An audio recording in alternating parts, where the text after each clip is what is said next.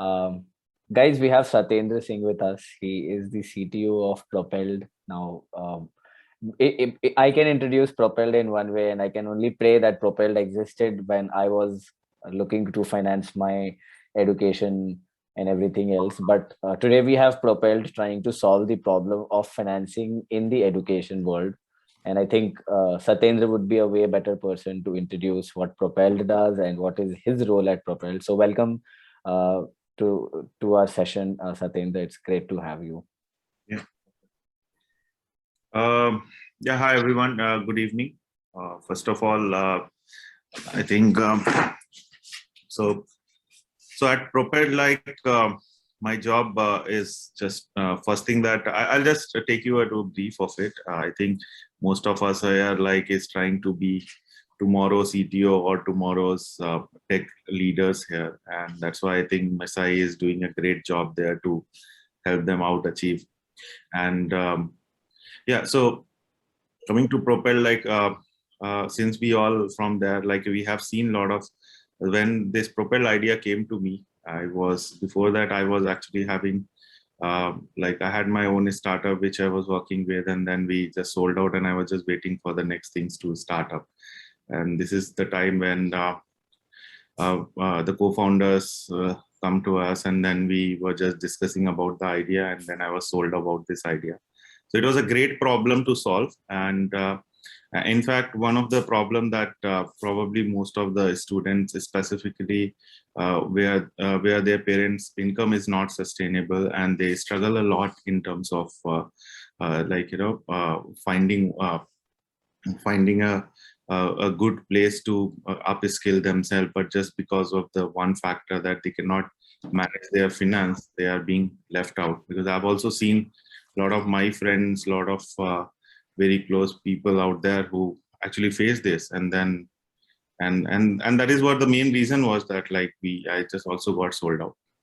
So with that idea, I think with Propel, first idea was we should finance just not based on the income background of a person, but rather on the quality or the education background, like how a person is there in terms of their education, and predict their future income rather than their current income, and finance based on the future income.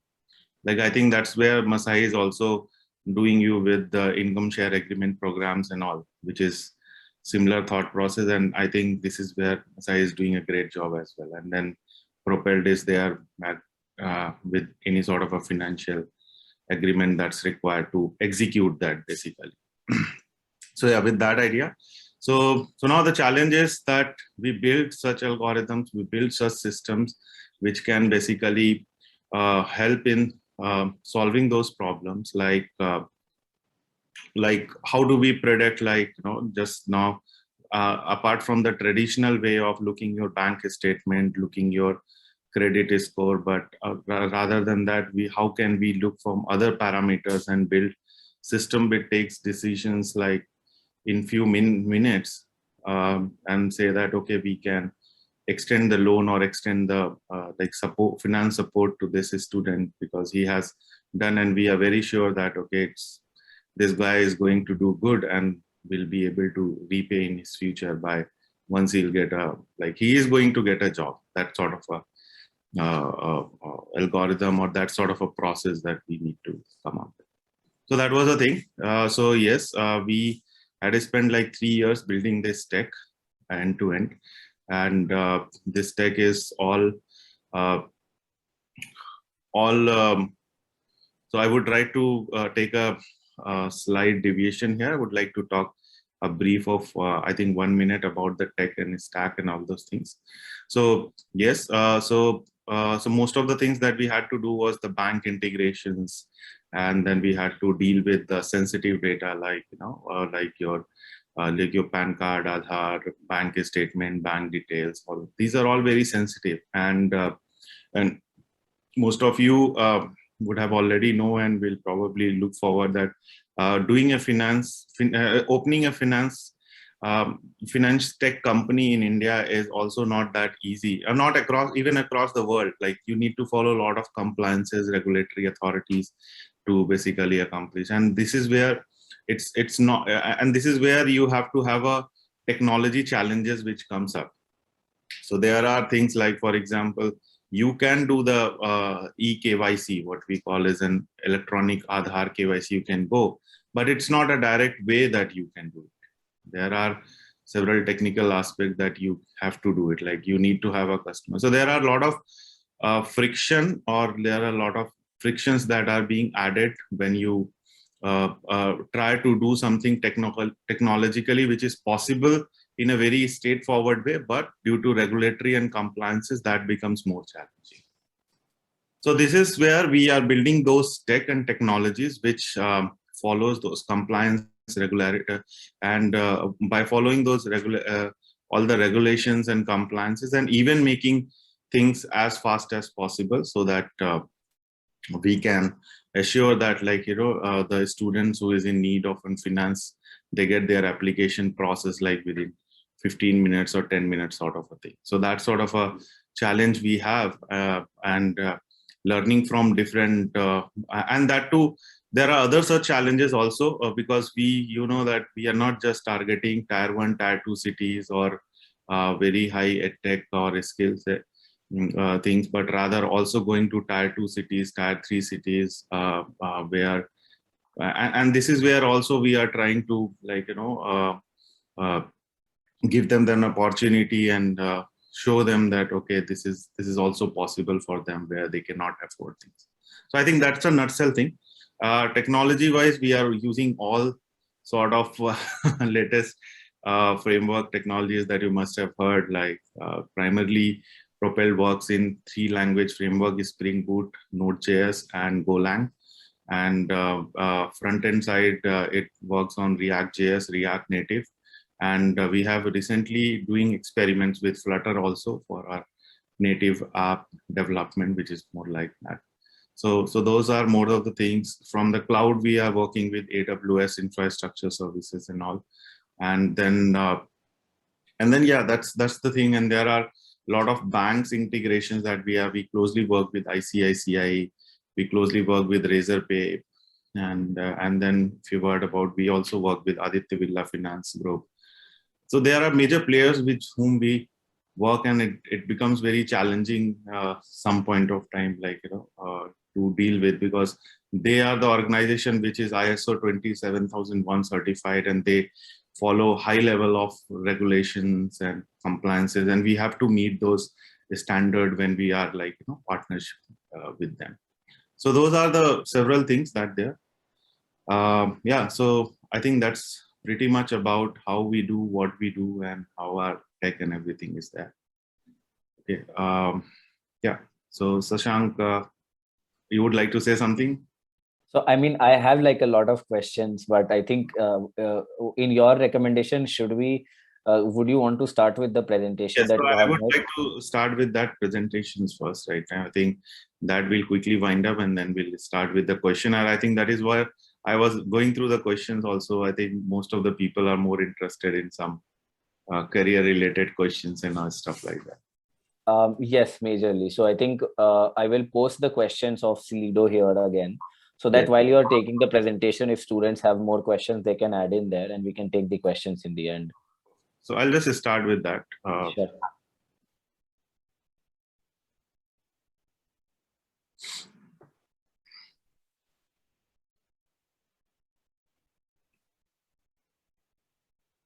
I hope the screen is visible now.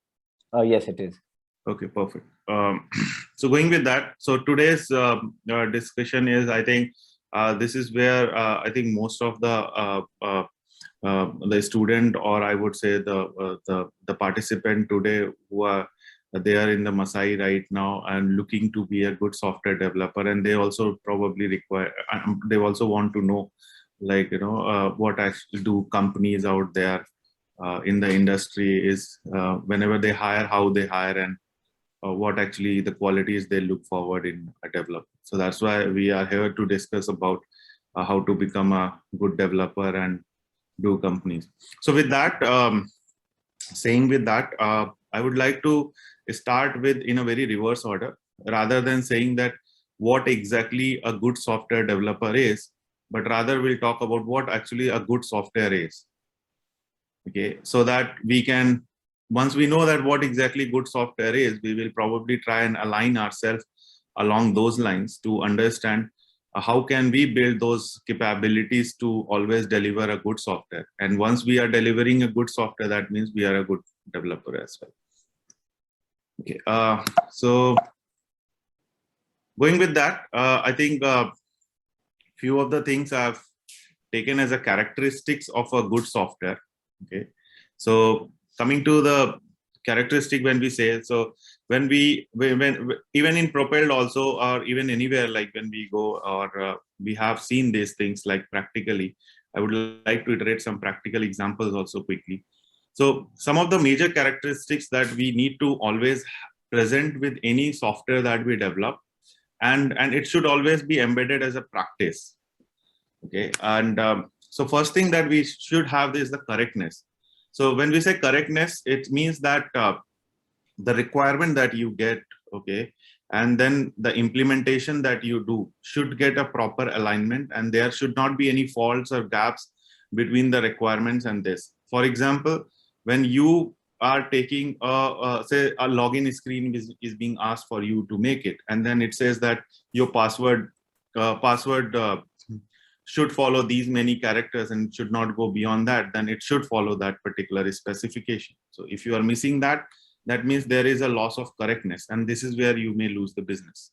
This is where you are now. So it's very important that it's not only the software that you develop has to have a quality, but it should ensure that all the requirement and the specifications are being thoroughly checked double when you are making your development. Okay, we'll talk about that also. Most of the things, it should be usability. When we say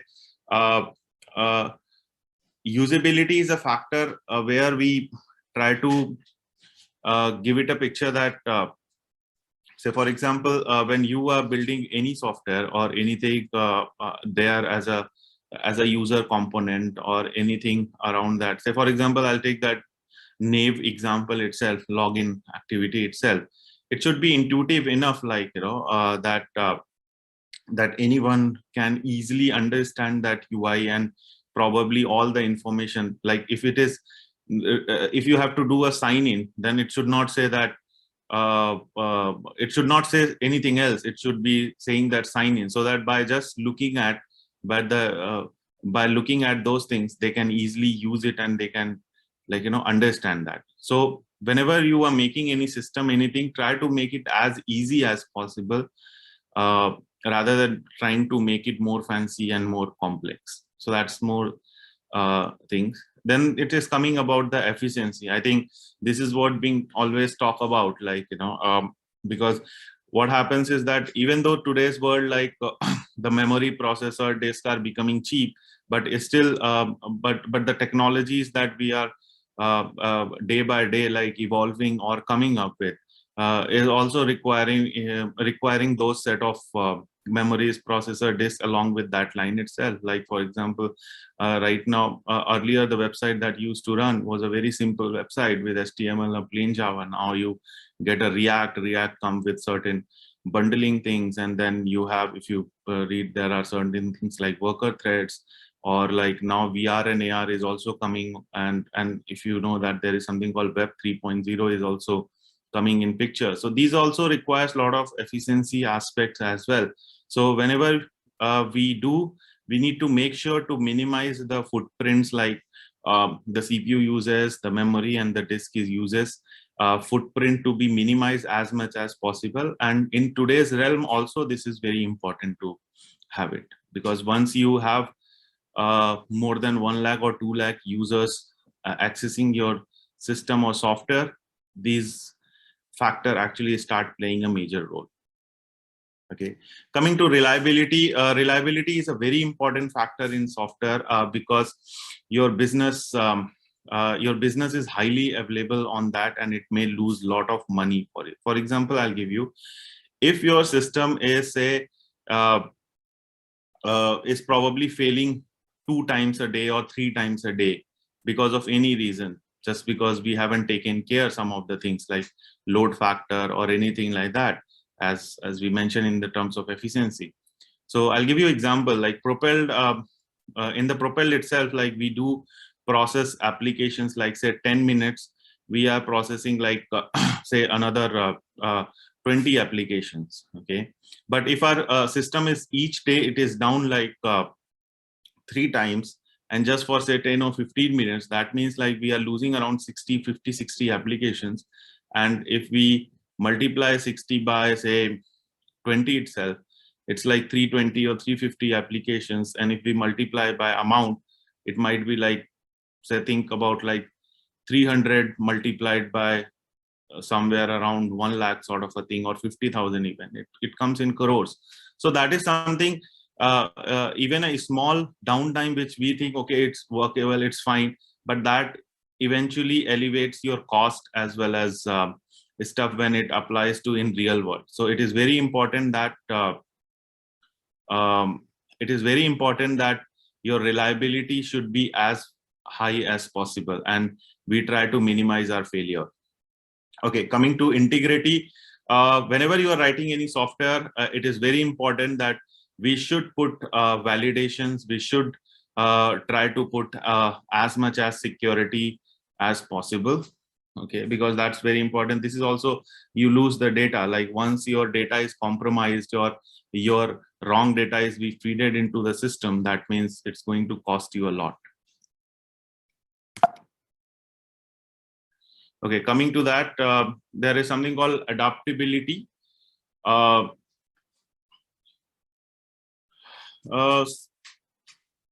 different, so basically that means like when like for example, you are writing a component of a system, okay, and then like say you return a service for login, okay, so try to write in terms of as generic as possible, so that like, you know, the same system can be adopted for different use case, different environment. You don't have to rewrite a lot of things in that sense.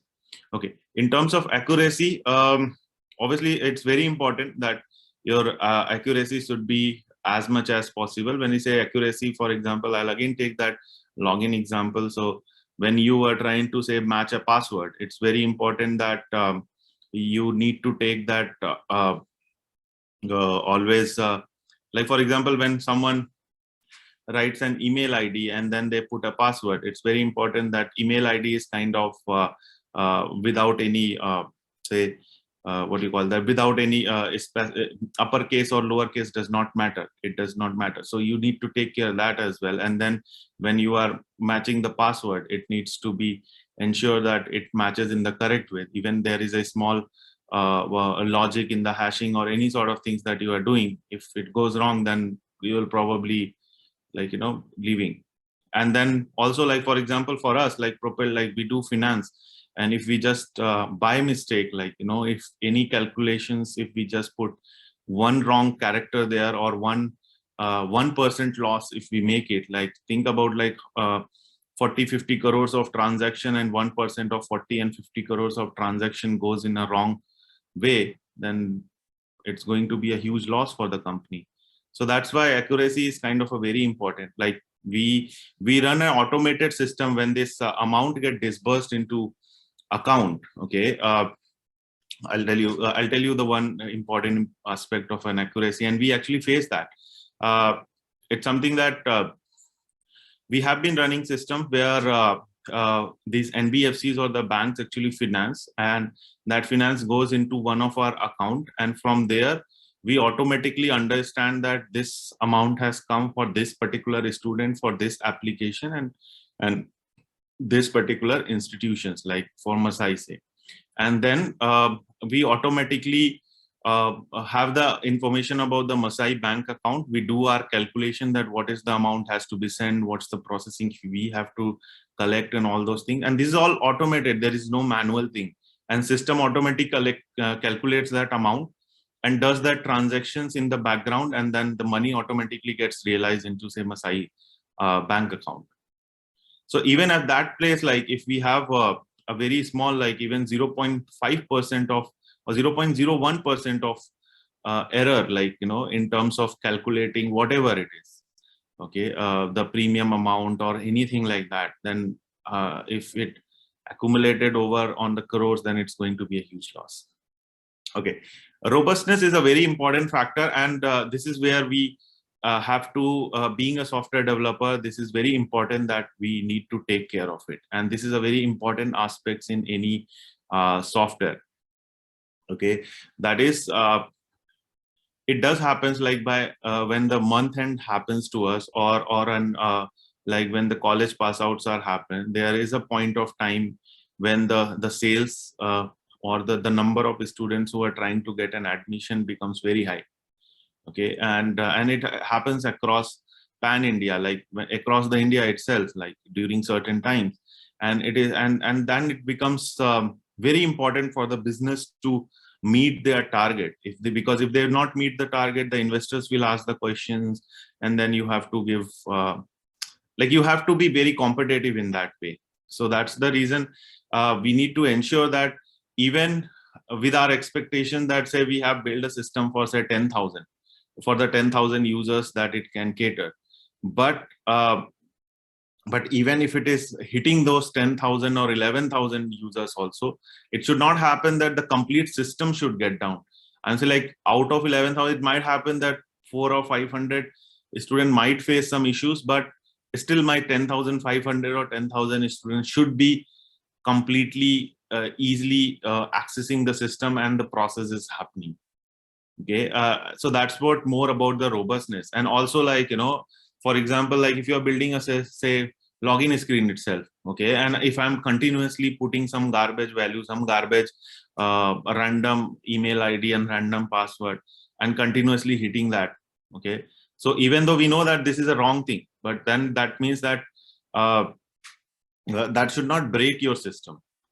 So those kind of things should be ensured, and your system should be as robust as possible to support the business always running. So that's the major important factor. Okay, coming to maintainability. Maintainability is always a very important factor, because software is not something that you build once and you are going to use it for your lifetime. Okay, whatever software we are trying to build right now, software life cycle itself is very fragile, or we can say it's very dynamic. Okay, today whatever we are building may not have a very high usability tomorrow. Like you must be seeing like your Facebook social media page or your mobile or anything like that. Each time when you use it, like it comes with always continuous feedback, you get it, and then you need to always come up with something better.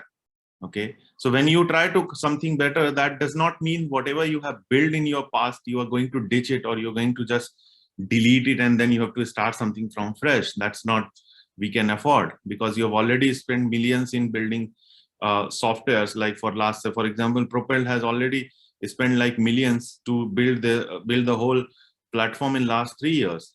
Okay, that does not mean that we are going to ditch if we have to come up with something. So there are techniques, there are something called design patterns and all those things that you have to read about. So and then you need to read, we need to study about like principle of software engineering, design principles. Those things we need to understand. There is a term called solid principle to ensure that we build a software in such a way that it avoids modification and ensure extensibility. Those are very fundamental principles, but those things we need to have embedded in the software to ensure that the software is always maintainable and extensible, to make and that is an important quality a software should have. Okay, portability is a very important thing, because what happens, like for us also, it's being a very challenging thing. I'll give you one example. Right now we are working with AWS infrastructure services as a cloud provider, and so most of the services that we are building and things like that are, one of the agenda was that we try to put our software in such a way that it should not always be a cloud a native sort of a things, that okay, it can just run on AWS, and if we tomorrow we are not say AWS has increased its cost, and there are certain services which is critical for us, and we have to do cost optimization. So it's but we cannot move out of AWS or any sort of thing. So that does not mean that we cannot. That does not mean that we cannot move out. So we have to build in such a way that it becomes portable. Like, in different environment, in different setups, your software should be easily runnable. Like, for example, you must have heard about Java. Like, Java comes with virtual machines, so which is a language specific, but it gives you a portability that once you build your code, you can run on Linux, you can run on Unix, you can run on the other things. But that's a good software. Java virtual machine itself is a software. Okay. Coming to reusability, I've talked about the more reusable part that you build is going to basically help you out in achieving and building better software and allowing the business to do as many experiments as possible. So one of the example I would like to state here. So you guys must have heard about something called microservices. Okay, and I think all of you are, when doing this MERNIS track or anything, Express.js or anything, you are building APIs. Okay, so try to build set of APIs. Say, for example, we build an API for say e-commerce example. Okay, we build one generic set of API or services which is very specific to, say, user login. Then other is very specific to, say, showing the product inventory. Okay, and the other services which say showing the how to add the element, add the product into the cart. And these are all becomes independent reusable systems. Okay, and then you have aggregated a payment system. Okay, and then let business decide how to use these three things. Okay, I'll give you another example which is which will probably make you more sense. Like Propelled, we have three things that we cater. We have three different parts. We have institutes, we have students, and we have banks. Okay, these are three different systems which we deal with it, like data that we deal with it. And we have services written, softwares written to understand these three things, and we know the different use cases. Like for a student, we know your education details, we know your demographic information, we know your credit informations, we probably get some information from institute about your scores and other things. Similarly, institute can have its own data, which is how many students are there, how to manage their students, what are the loans that they are taking, etc. And the banks are more interested about your finance data and all. Now, combining these three, let business do all possible experiments. What new products can be built, what new solutions can be built, but that does not mean you are going to change your software there. So that is what the reusability means here. Like, you build small components and allow these components to be reusable for building many applications. It's not just you are building your underlying software just for one application. Okay, and this is what we call also on another terms is, just to relate with you, it's what we use for microservices sort of things as well. Okay, this is a word that you must be hearing nowadays. Okay, and readability is all about when you are writing a code, when you are doing that, it's very important that that code should be written in a clear manner.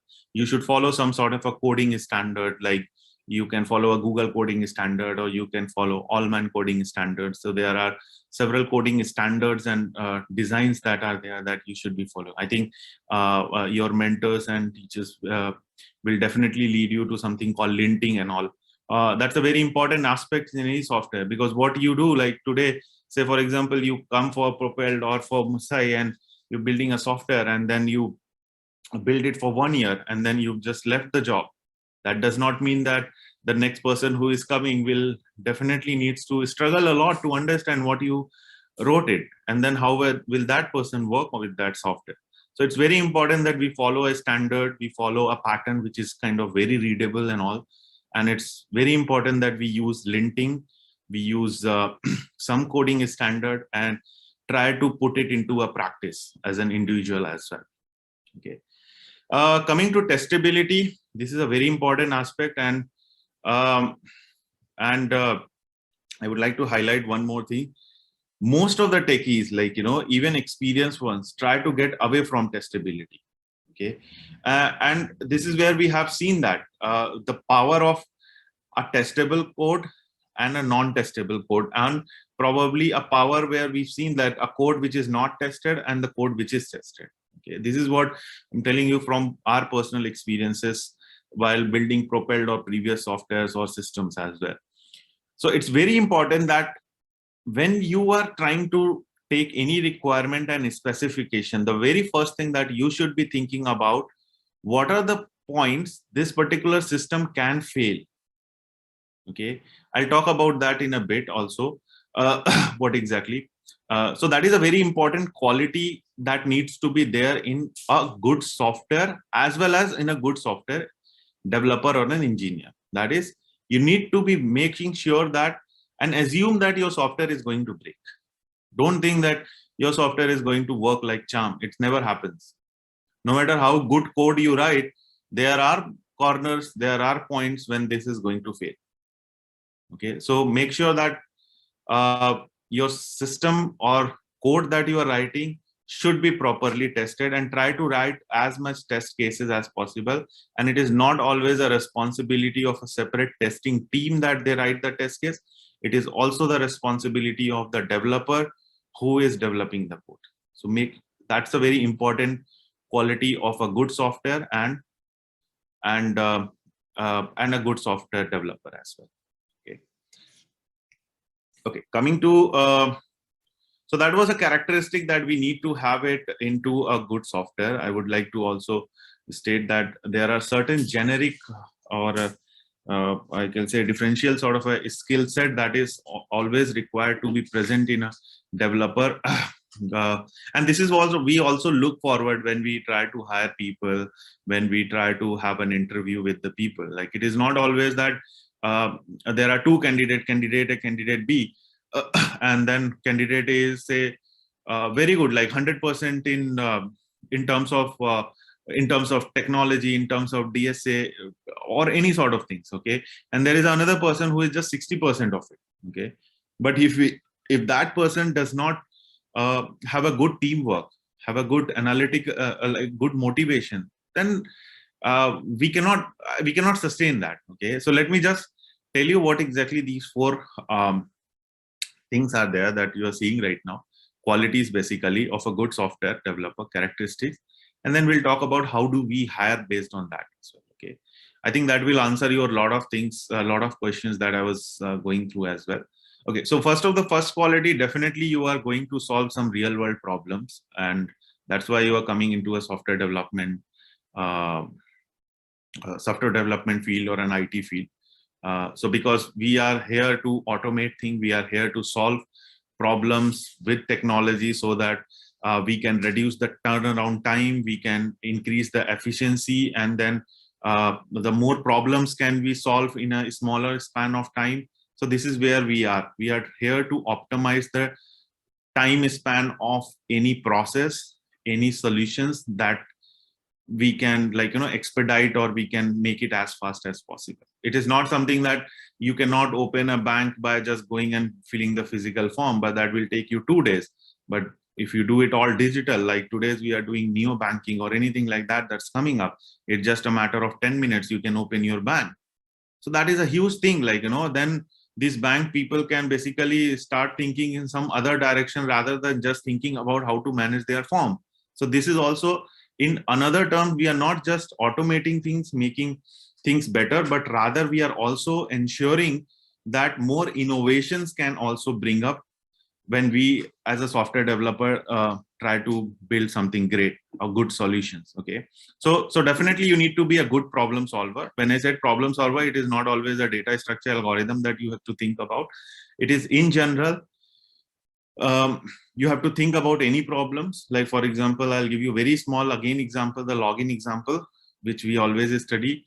When you are writing a login thing, you need to think what is the good way that you can give a login experience to a customer, okay, so that the customer does not get frustrated by the fact that, say, the password did not match. Then what next the customer should do?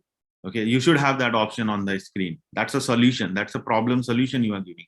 And if that link is being clicked, then the explanation and the process that next follows should be clearly there, like, in such a way that it becomes very easy for that person, as if like the software itself is some sort of a person is standing with them and talking to in certain language. Okay, so that's all about problem solving. Okay, To build a good software and a good enterprise culture, anything that you see, like, you cannot do it alone. Okay, you cannot build a software which is going to change the world alone. Okay, a lot of people believe in that. Some of them, like, okay, I have to do alone. I won't need a team member and all. It's not like that. See, team member and teamwork is not just to support you, but rather to validate you as well. Okay, it's very important. Like for example, in our Propelled itself, I'll give you example. The whole team members, like, who works, like, even me, if I'm also writing some piece of code, it is always I ask my other team member, hey, can you have a look into this code? Like, did I miss anything? And this is what the approach that I took. Can you please tell me, like, did you find any problem with that? Okay, and then, like, with that sort of an ecosystem, like, what they build, they come to us, and this is where the whole team needs input, and we are all working towards one goal and orientations. Okay, and this is where we need to be very communicative. Okay, so one more thing that most of us, like, when we are trying to hit this software industry, okay, we're very worried about that. I have a problem with language, I am not able to good in English, or whatever it is. Okay, so communication does not just mean that. See, language is just a method of it's more like a tool. Communication is something that how you want to, like, express yourself, your thoughts, whatever is there inside you. So try to do that and try to learn. Definitely that learning process will be gradual, but do not hold back in you. So that is an important part in a team also. Okay, and that's where the teamwork comes. Okay, coming to analytical, analytical is a very important aspect in any problem solving thing that you are doing it. Okay, if you and this is not something that you think, like, it's kind of a born in sort of a capability or quality that brings in. It's something that you can always learn and get it through practice also. Okay, so it's a very simple thing. Like, whenever you're trying to solve any big problem, don't look the big problem at first go and drag by that. Try to find it, as break it as uh, smaller as possible, what we call as a granular. Okay, and then take that baby step and then try to solve that small stuff at a time. Okay, and then accumulate them and then find a result. And this is what we try to try to take it along as a analytical thinking. Most of your data structure algorithm problems that you must be seeing, like, a lot of people just struggle with the fact. It's just the fact that we don't try to solve the problem at a very smallest level, but rather we try to solve the whole problem at one go. But that's not something that should be there. And if you really practice that, it's going to definitely make you a very different a problem solver.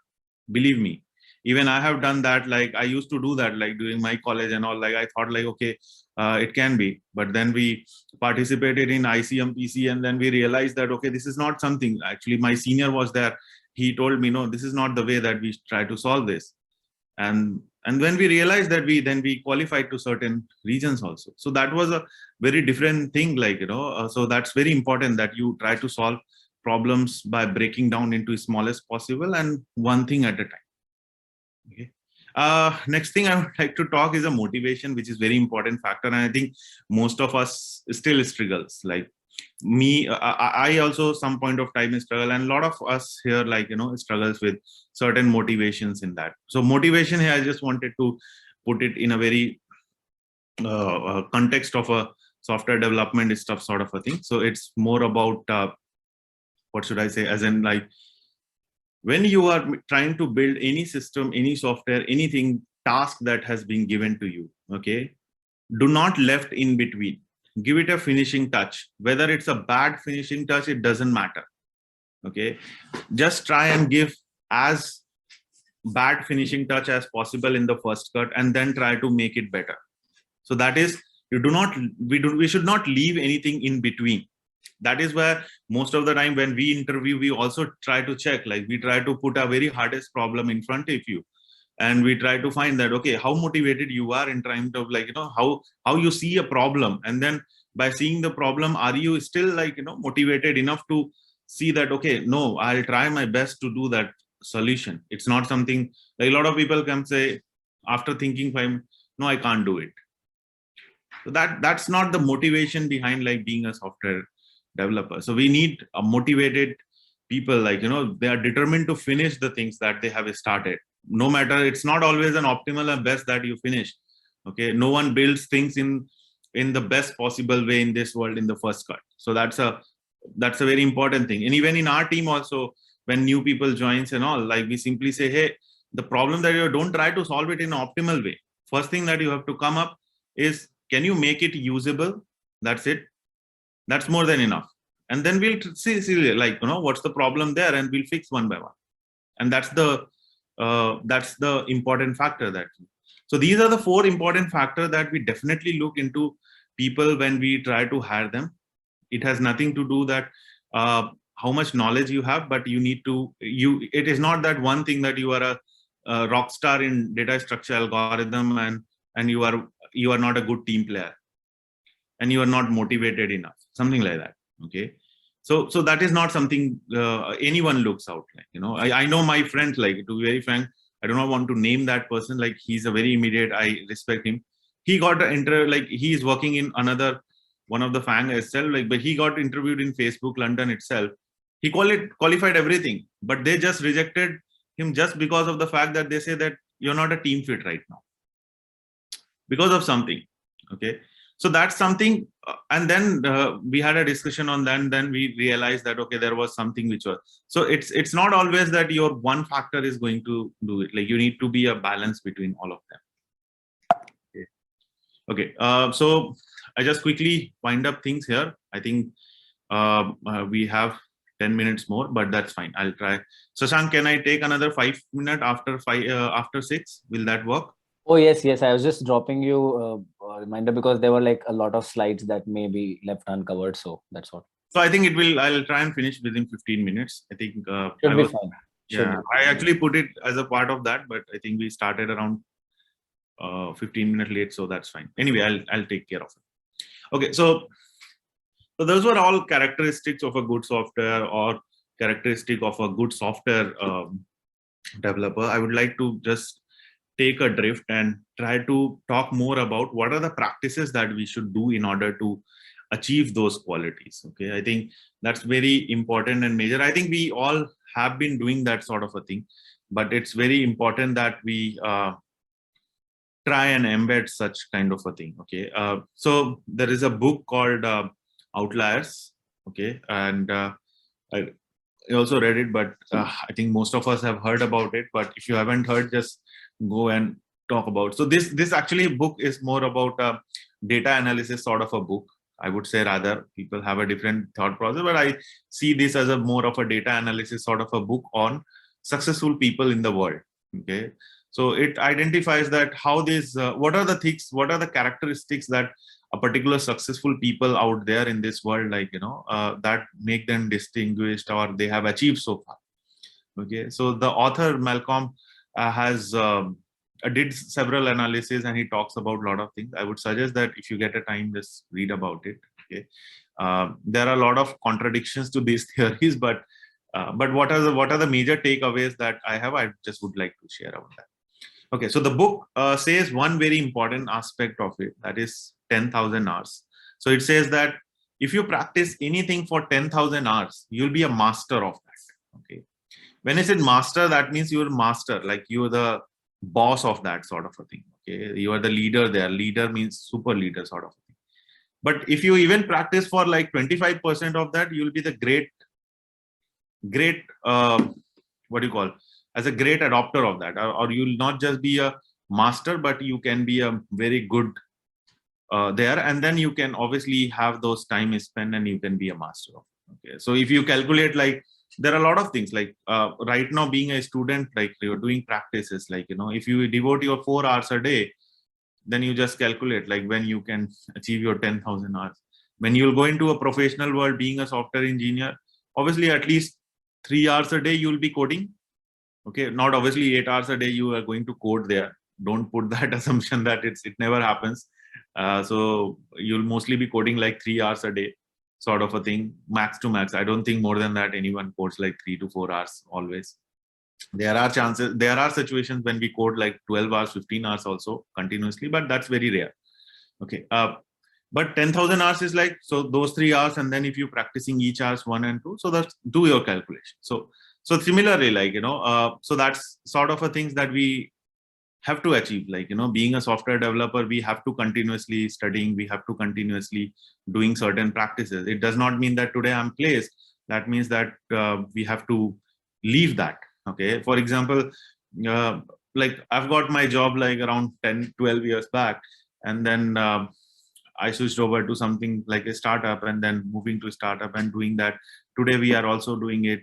Like today, my designation says that I should be more into management, but that's not my personal choice. I still do around 4 hours of coding each day, even if it's my personal or official.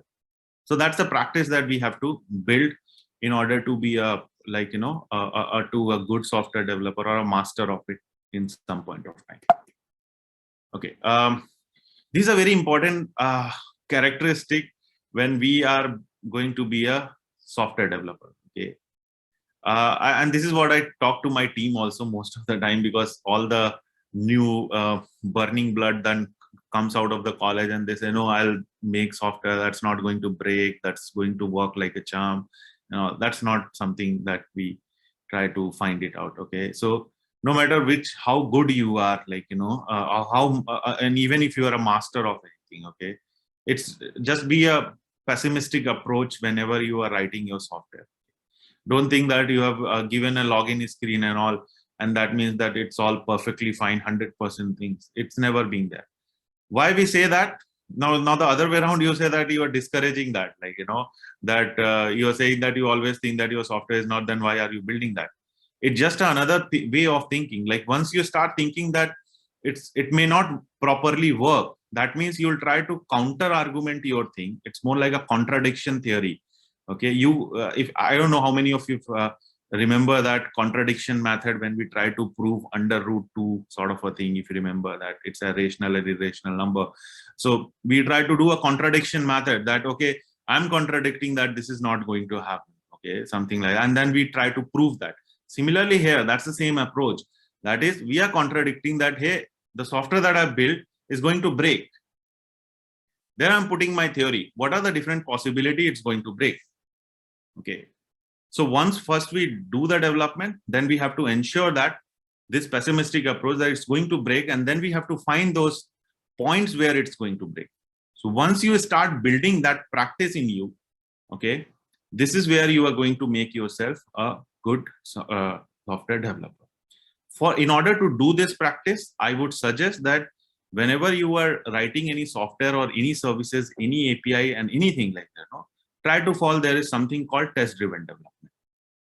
Okay, if you follow test-driven development, believe me, the software that you are going to write, the amount of confidence that you will have after writing your software, like, it is going to be super immense. Like, even in industries, like if you are following that, it's going to be super. And that's what we follow in Propelled.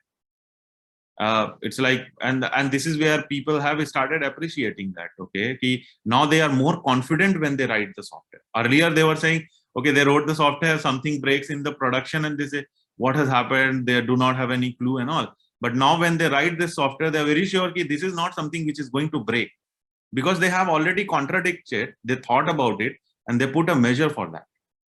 So this is what we call it a pessimistic approach, and it's a very important characteristic. It's a very important practice that we should always build it. So even when you are going for an interview, okay, the major aspect that we also look forward is that it's not about that you solve this 100% of the, whatever you have solved, how many points that you found that this software will not work. That is another characteristic that we see. See, the data structure algorithm that we solve, okay, if you haven't seen all the problem, it's not always possible that you will able to solve them 100%. And even in any sort of an interview, whether it's a Google, Facebook, or anywhere, like, it's not always your 100% result is always expected. But whatever you do, you have to do it in all possible aspect, in best possible way, and try to find all possible corner cases. And once you will do that, you will actually land it to your solution. That is also the case. Okay. So these are different process that we have to start doing this. So those were the two important things that I talk about is 10,000 hours wala thing. And then there is another approach of a pessimistic thing. Along with the previous slides that we talked about, the characteristics of a good software and then characteristics of a good software developer. So try to achieve as many characteristics that a good software is required, then you'll eventually become a good software developer. Now, coming to this process to become it, first of all, you have to find a good mentor. I think this is where Masai School comes in picture, and Masai actually helping you out, being a good mentor there. They are connecting you to good people. They are giving you the guidance. They are giving you all possible things there to be a successful, like, software engineer or a software developer out there. Okay, and this is, I think, they are helping you out there. So obviously you already found a good mentor.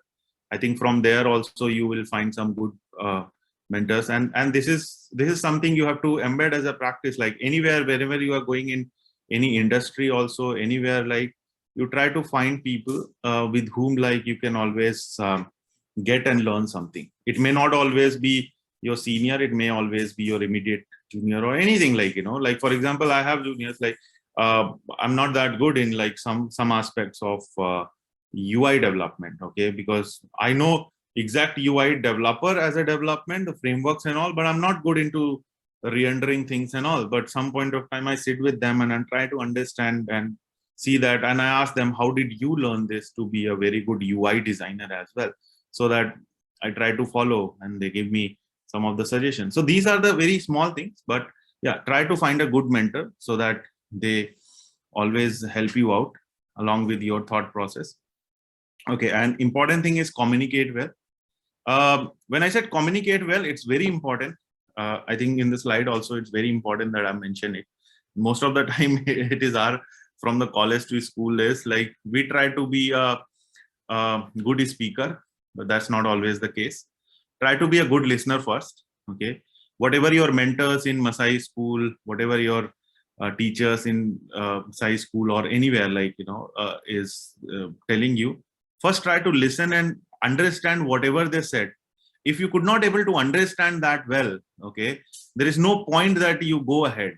Okay, so try to communicate that back to them also, that okay, I did not able to understand. No one is going to bite you back.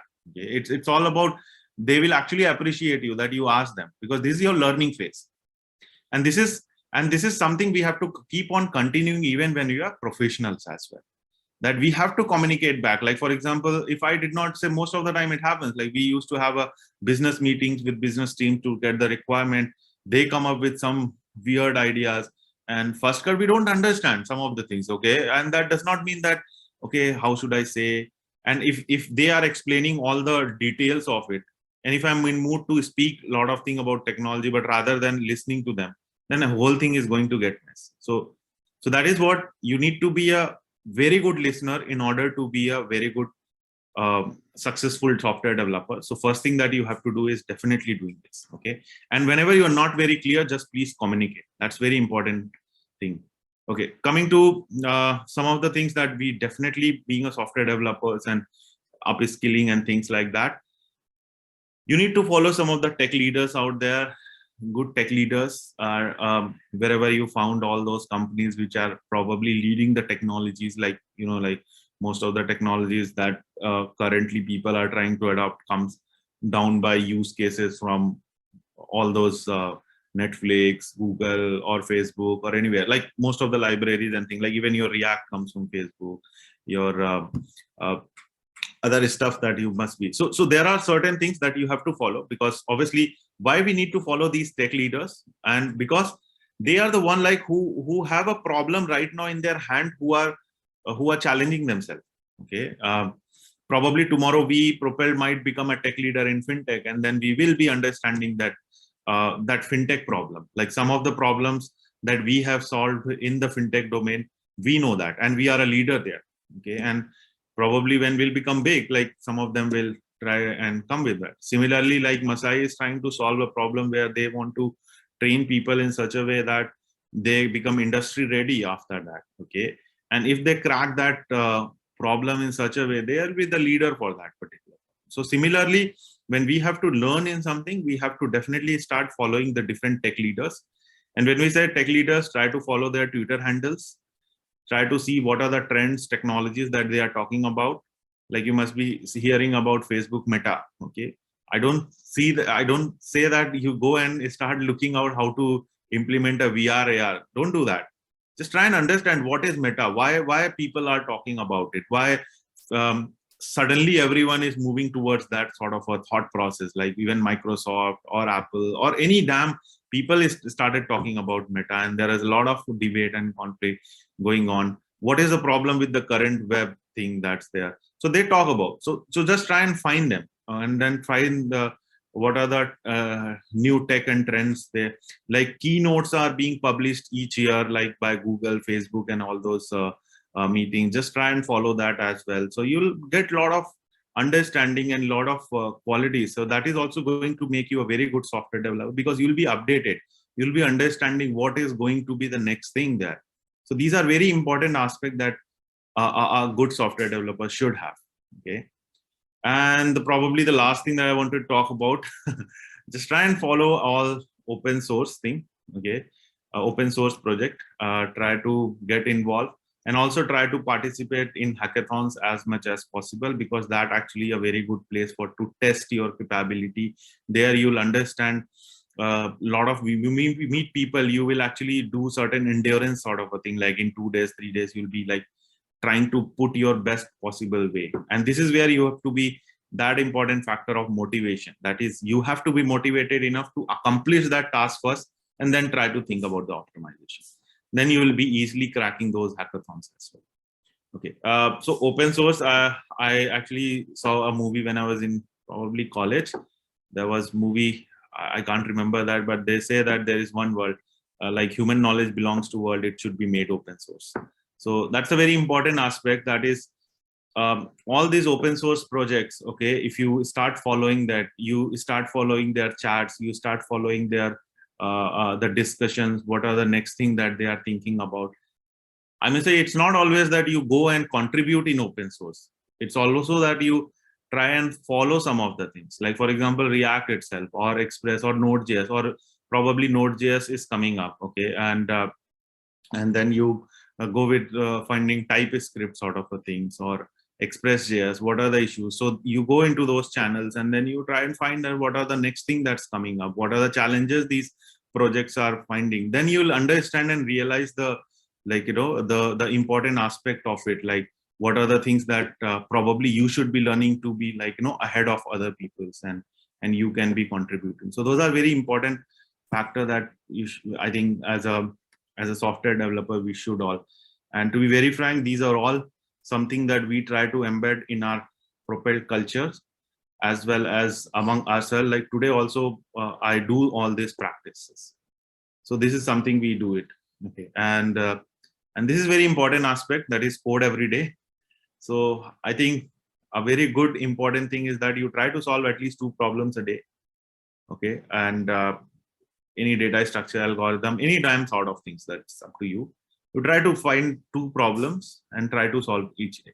It may be half an hour, it may be 1 hour, but try to solve that, so that you become, like, you know, master of it some point of time. That's it. The other thing is that searching effectively is another art and skill. You must be hearing that if the Stack Overflows goes down, then more than 90% software engineer will become unemployed.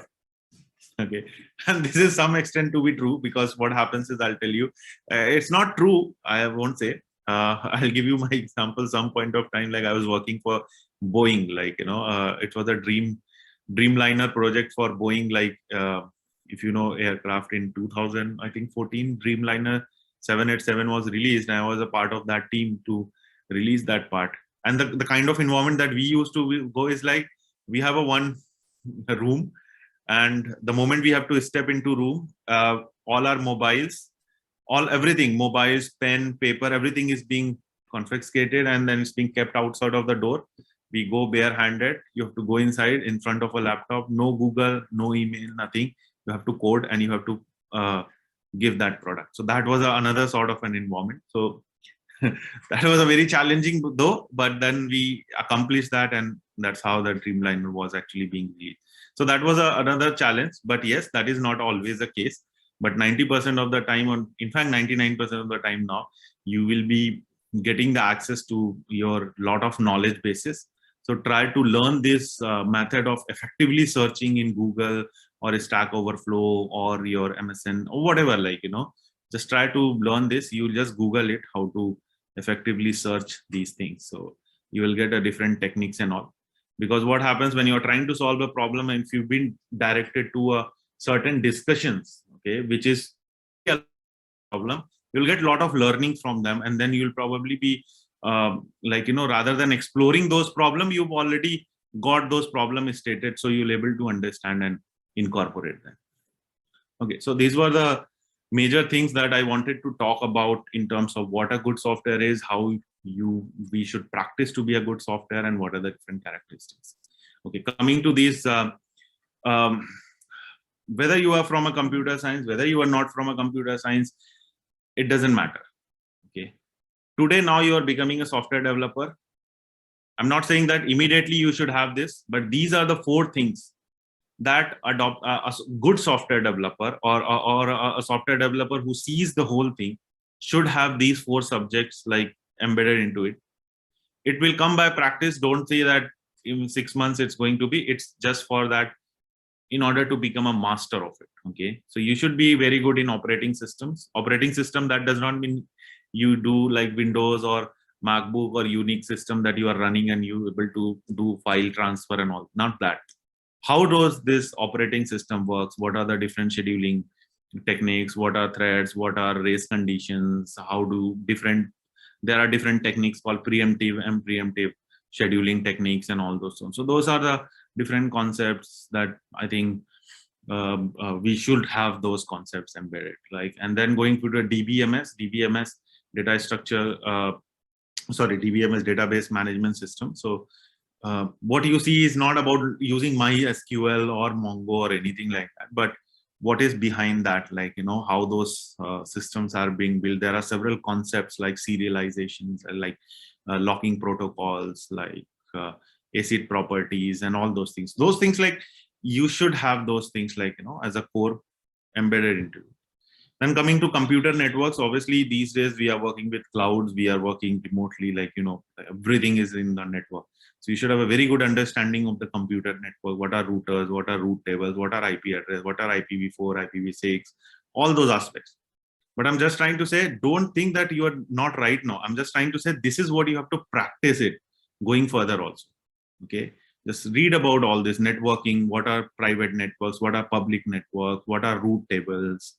All those aspects of it. Okay, what are ports? What are, so different things, like, and then go to understand what are different network packets are there, what are protocols are there, how to do that, what is UDP, TCP, what are optimizations. So those things. So these are the things that you have to do. And definitely data structure algorithm, I think I do not have to say anything on that. You must have heard about it. So, and data structure algorithm is not something that comes by one day. It requires practice, and it requires gradual practice. As I told you, just try and solve 2 problems a day. In 6 months, you will be probably at a very good level. So I think that's what I just wanted to probably conclude with this last statement. So most of the employer, there is a report which says that employer hired only 60% of their required tech talent. And this is very true. Like, even for us also, we get like 100 applications, but we just could able to hire like 2 or 3 people. So you can understand that it's not about, so that's what I wanted to do. It's not about the shortage of the technology applicant is there. It is all about, it's very difficult for us to find the qualified tech candidates. So that is the whole idea that we wanted to share here. I think.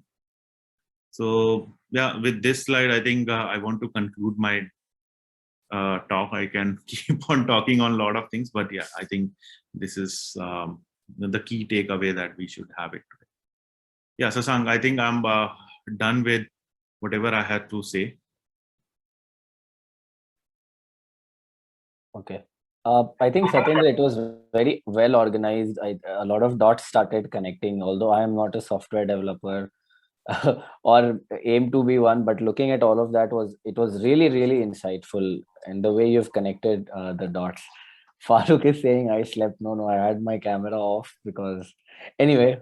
So Satendra, there are a few questions that are there in the chats, and I think I would like to pick up some. Unfortunately, we do not have the time that we can ask a lot of.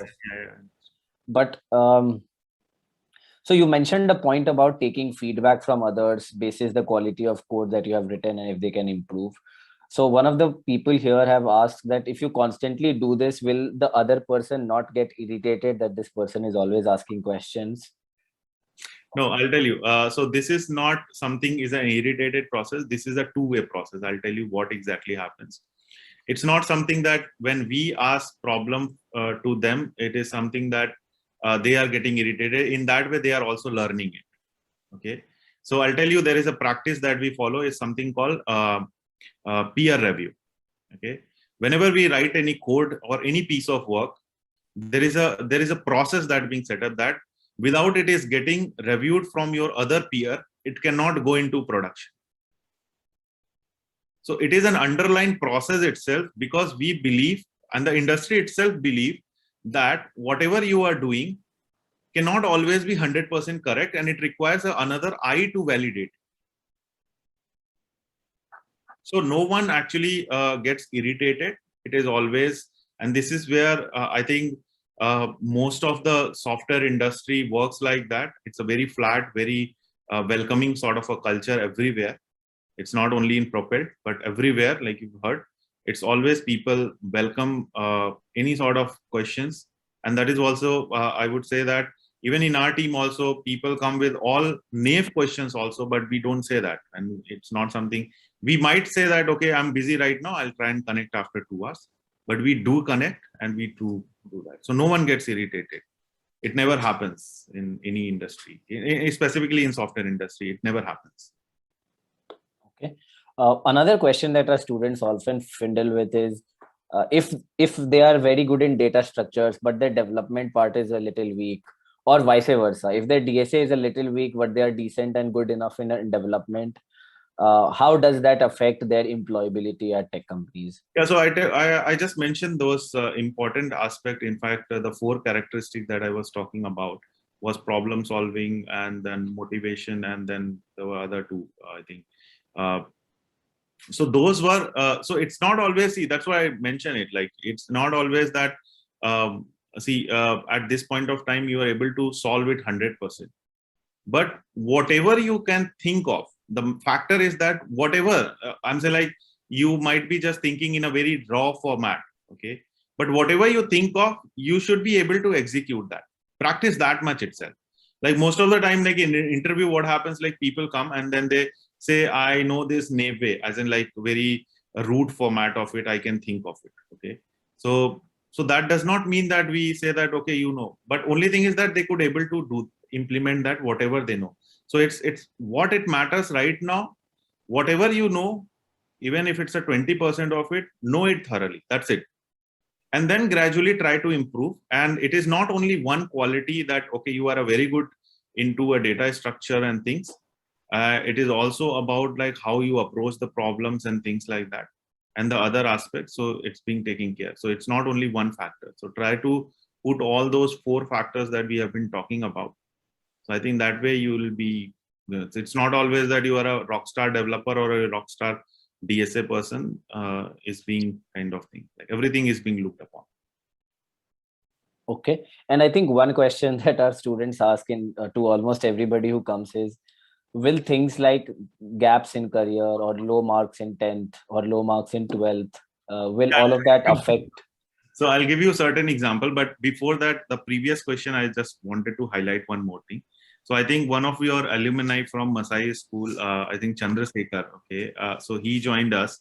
When he joined, he was not good in DSA. He was not equally good in, like very good in, like, you know, I would not say he was master of that, but he was in a state where he could able to accomplish the task, whatever we could give them in the whatever possible way he could.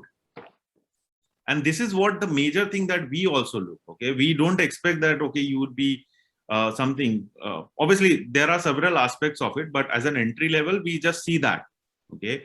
So when we saw that, okay, he has a potential, he has that motivation that he did not left at the end.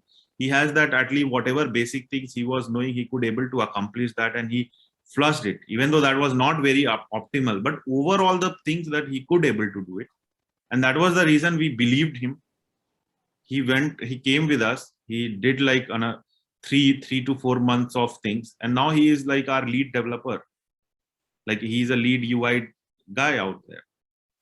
So that's the things, it's not always one thing that matters to us, and even in the industry itself. Okay. And the second question that I think, in terms of a gap and all, to be very frank, these days industry is very different. Okay. You must have heard that if you know that Google 30% employee does not have any degree at all. Okay. And specifically today's, in software, like even if you come to Propel, to be very frank, and you are good in whatever aspect that we need it. Okay. We don't care about what degree, what gap you have. We don't really care about it. And I think I talk to my other friends also who has a startup and they are doing it, and the companies also, they don't really take care. But I do agree, still in the services sector, it happens because they have certain different constraints, because they have a client-based business. So that's a very different ecosystem. But yes, the startup ecosystem, the product company ecosystem, it still doesn't care about your gap, your things. Like I know my immediate person, they are working in Flipkart, they are working in Walmart. They were like not having very good percentages in their BTech and all, but they are very good engineers there. So it doesn't matter these days. It really, even we see the CV, we don't even see the education section at all. We don't care about that right now. Yeah. So I think no matter how many times we talk about this, our students will always be a little paranoid about that. It's just a matter of time that they get over that. No, I think this is going to be a transition period, probably 2 or 3 batches, or 2 or 3 years when this happen. And India software ecosystem, which is now becoming and coming up, will definitely show in another 2 to 3 years a very different picture. And definitely like Masai or sort of startups which is coming and helping them out will definitely change this thought process. Yeah, I think so, because a lot of the things that you were talking about, working in teams, peer programming or peer review, a lot of those things in consultation with the industry leaders is being incorporated in our curriculum. Like our students undergo peer programming every week. They work on projects. They're shown or they're asked to work on a problem solve. Like a lot of problems are given so that they can constantly practice and evolve. But as you mentioned, they should always be open to willing to learn, because technology is changing ever fast. And if they know how to learn and unlearn, that can kind of give them a head start. Yeah. Another question that we had is, as a CTO, as a person who's leading technology at a company, has led technology companies in the past, what advice would you give to the Masai students to think like a CTO or to think like a tech manager? See, to be very frank, what it happens is that there are certain things. See, being a CTO or things, it just came by with a lot of responsibilities. Okay. So it is first thing that definitely you need to be a good software developer or a good software engineer, with a lot of learnings that we talked about, lot of practices that you embedded. And then you should be ready to take a lot of ownership, lot of responsibilities, and be motivated together. Okay. Because once you come to these leadership positions, you have to actually do a very lot of things. Like you have to have a work-life balance. And specifically, if you are leading a startup sort of a thing, and you are on a lead positions, or you are going to have a lot of responsibilities, lot of ownership. So that you probably have to have to handle it very carefully, and also mean at the same time you should not be exhausting yourself, Like, for example, I do take my vacations each year. I always have a plan to go for a 10 days trekking in the mountain, cutting off my everything. And that's my routine, and I'm doing it last 10 years also. So that is something you need to plan yourself and be always motivated. So once you are motivated with those qualities and you are ready to take that ownership, gradually you will be the leader there. So that's the only things out there. Like, I still remember when I was having my first startup, when I being co-founded that, I was a very young guy. I was like 4 to 5 years experience, and that time, to be very frank, I was not knowing much of technology what I know today. But it was something that the motivation and that urge to solve that problem, urge to take that ownership and things was something which we lead it. And then that time also we could able to do, and that's the learning that we take it forward now as well. Okay.